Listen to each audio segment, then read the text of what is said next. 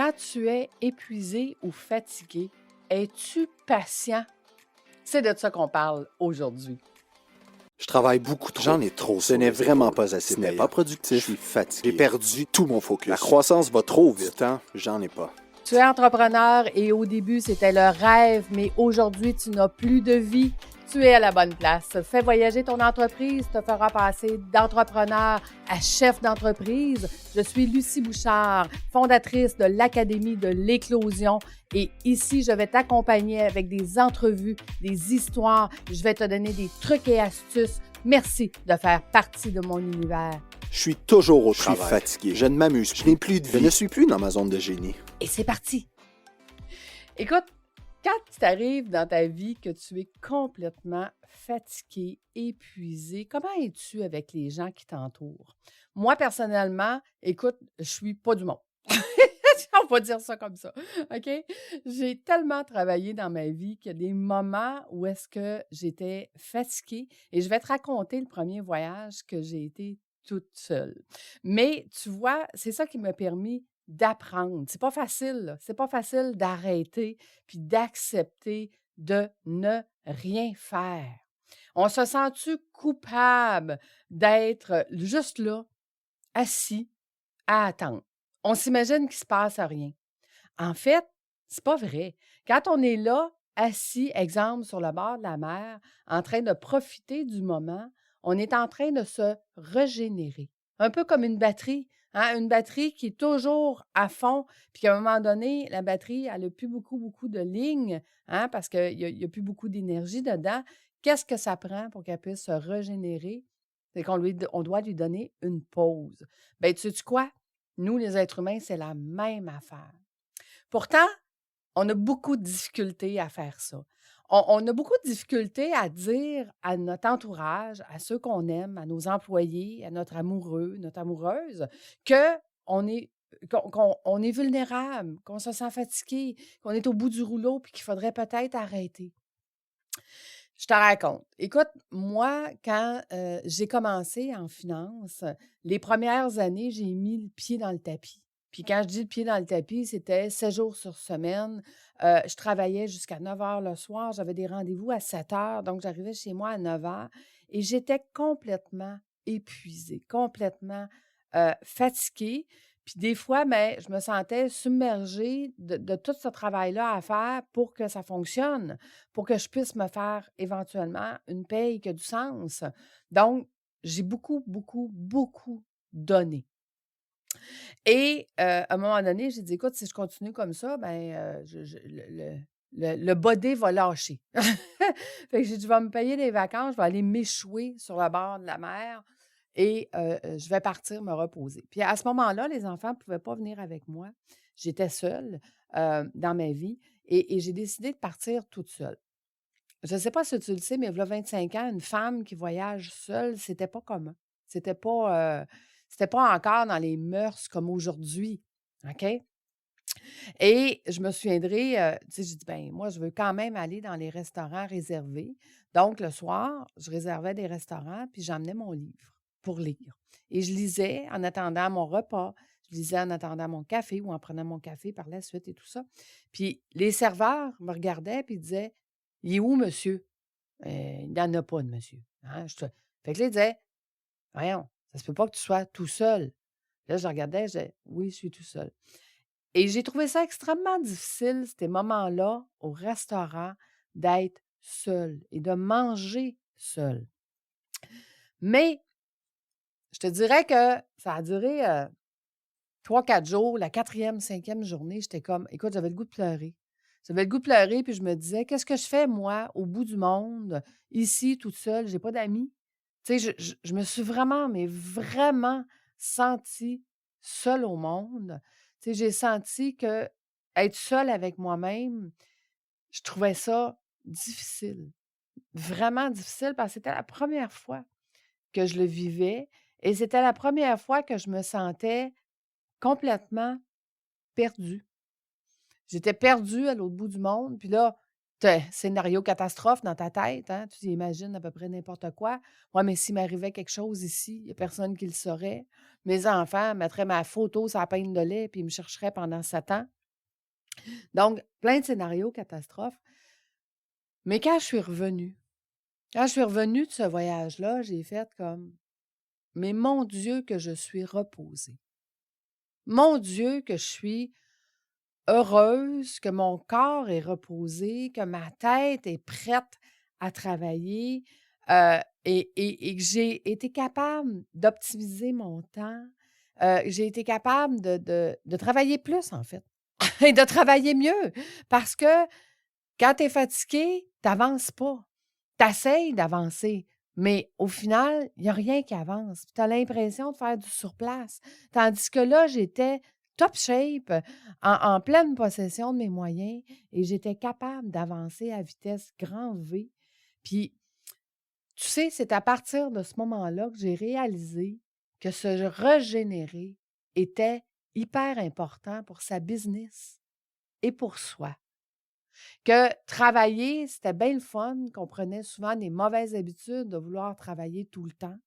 Puis que, un peu comme une grenouille qu'on met dans l'eau chaude, qui est en train de, tranquillement, pas vite, de bouillir, ne se rendra pas compte qu'elle est en train de cuire. Parce qu'elle est bien, elle se prélasse, et tranquillement, pas vite, l'eau augmente en température. Bien, le boulot, c'est un peu la même chose. Le travail est ajouté sur ton bureau parce que quand tu as parti ton entreprise, tu imaginais que tu serais toujours dans ta zone de génie. Tu imaginais que tu ferais seulement qu'est-ce que tu aimes. Puis là, à un moment donné, tu dis, ben non, mais là, il faut que je gère les finances. Fait que je vais, même si j'aime pas ça, je vais devoir commencer à comprendre mes flux monétaires, puis mes cash-in, mes cash-out. Après ça, il va falloir que j'apprenne à gérer les ressources humaines. Après ça, il faut que j'apprenne à gérer les clients difficiles. Il faut que j'apprenne à gérer les fournisseurs, il faut que j'apprenne à négocier les fournisseurs. Donc, le travail s'est ajouté. Les couches de travail se sont ajoutées l'une après l'autre sur ton bureau et tu t'en es pas rendu compte. Et aujourd'hui, si je te pose la question, combien de temps es-tu dans ta zone de génie? Combien de temps dans une journée, une semaine, une année, es-tu à l'endroit où tu es le plus payant? À l'endroit où est-ce que c'est toi qui aimes faire ce que tu fais et non pas faire ce qui doit être fait. À l'endroit où est-ce que tu dis, il faut que je fasse telle chose. Il faut que ça se passe comme ça. Au lieu de j'ai envie de faire telle ou telle chose. J'ai envie de m'occuper de mes clients de telle façon. J'ai envie de m'occuper de ma business de telle façon. Mais je te le confirme, à chaque fois que tu réponds « il faut que je fasse telle ou telle chose », tu n'es pas payant. Et si tu n'es pas payant, ça veut dire que ce temps-là, c'est du temps perdu à jamais. C'est du temps que tu ne peux pas faire plus d'argent, que tu peux prendre pour réinvestir dans ton entreprise, pour soit engager des gens qui vont faire les « il faut », qui, eux, aiment ça, faire ça en passant. OK? Parce qu'il y en a des gens qui aiment ça faire la comptabilité, qui aiment ça s'occuper des ressources humaines, qui aiment ça s'occuper des clients difficiles. Toi, là, ta zone de génie, elle est où? Qu'est-ce que tu fais qui est payant dans ton entreprise? Parce que c'est le premier pas qui va te permettre justement de gagner du temps et de la liberté. Tu sais, à la suite de ça, de cette vacance-là, j'avais décidé qu'à chaque année, j'allais aller prendre une semaine toute seule, que j'allais aller me reposer toute seule. J'appelais ça ma semaine de sauvage.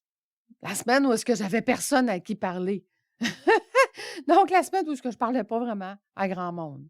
Parce qu'à ce moment-là, je voyageais, je ne parle pas anglais et les endroits où j'allais parlaient beaucoup plus espagnol. Donc, j'étais vraiment seule dans mon monde, seule avec mon livre, seule à apprécier. Puis tu sais, à travers le temps, J'avais appris à aller manger le soir sans emmener ni mon livre, ni mon cellulaire, juste apprécier le moment. À apprendre à apprécier le moment, à apprendre à regarder le coucher de soleil, à écouter le bruit des vagues, à regarder le vent souffler dans les palmiers, profiter du fait que je suis dehors, il fait chaud, et chez moi au Québec, il fait -30. Donc, apprécier le moment. Et c'est quand on apprécie ces moments-là, quand on est au moment présent, qu'on est capable de vraiment apprécier et se régénérer. Apprécier tout ce qu'on a fait, tous les efforts qu'on a faits, mais surtout décider qu'est-ce qu'on va faire. Moi, ce que j'aimais beaucoup, c'était de nager. Tu sais, il y a toujours une corde, plus loin dans la mer, qui te dit « Va pas au-delà de ça parce que les bateaux se promènent, c'est dangereux. » Mais moi, j'allais me mettre debout sur la corde le matin toute seule avant que tout le monde arrive, puis je regardais l'horizon. J'étais en pleine mer, debout sur une corde, à regarder l'horizon de la mer et profiter du moment, puis de me dire comment je veux que mon prochain trimestre, mon prochain 6 mois, ma prochaine année, comment je veux qu'elle soit. Qu'est-ce que je veux améliorer? Qu'est-ce que je veux plus faire? Les il faut, comment je peux les déléguer? Tu sais, aujourd'hui, nous sommes, au moment d'enregistrer ce podcast, on est après COVID. Ça fait 2 ans. Et ce que ça l'a amené, tous les bienfaits que ça l'a amené, c'est qu'on peut engager des adjoints, des adjointes. On peut engager des gens qui vont s'occuper de nos médias sociaux. On peut engager des gens qui vont faire quelques heures par semaine, qui sont placés n'importe où dans le monde et qu'on va payer quelques heures pour nous être dans notre zone de génie. Donc, je te pose la question. À chaque fois que tu dis « il faut », qu'est-ce que tu vas prendre comme décision pour arrêter de faire les « il faut » pour faire les « j'ai envie ». Tu sais, dans ma formation, quand on fait état des lieux, clarté, puis que les gens, on vient mettre une cible de « j'ai envie ». J'ai envie de faire ça. J'ai envie de me retrouver dans ma zone de génie. J'ai envie de déléguer ce que j'aime pas faire. C'est rendu tellement facile aujourd'hui de faire les « j'ai envie ». Qu'est-ce que tu vas faire, toi, pour prendre la décision d'arrêter de faire les « il faut ». Tu vois, dans le club de 15 minutes, pourquoi j'ai mis les vendredis folies? C'était pour ramener ça dans ta vie. C'était pour ramener les « il faut » tout le temps. Il faut que je travaille, il faut que je finisse, il faut que je m'occupe des employés, il faut que je m'occupe des clients. Il faut enlever les « il faut » puis dire aujourd'hui, tu vas faire « j'ai envie de faire une folie ». Et ces folies-là sont reliées qu'à toi. Aujourd'hui, prends du temps. Aujourd'hui, lis un livre. Aujourd'hui, écoute de la musique. Aujourd'hui, va regarder sur YouTube une vidéo de quelque chose que tu aimes. Ce n'est que j'ai envie. J'ai envie de m'amuser. J'ai envie de passer cette vie ici à redonner, oui, mais pour redonner, tu ne peux pas donner ce que tu n'as pas. Donc, qu'est-ce que tu vas donner si tu ne prends pas le temps d'avoir de l'énergie, de te régénérer? Que peux-tu donner si tu es épuisé, fatigué, submergé tout le temps? Tout ce que tu peux donner dans cet état-là, ce n'est que de l'impatience avec les gens qui t'entourent, avec les gens qui t'aiment, parce qu'on n'est pas patient quand on est fatigué. Donc voilà, je te laisse à cette réflexion et je te laisse décider qu'est-ce que tu vas faire pour faire ce que tu as envie de faire. Je te souhaite une belle semaine. On se retrouve la semaine prochaine. Bye bye tout le monde.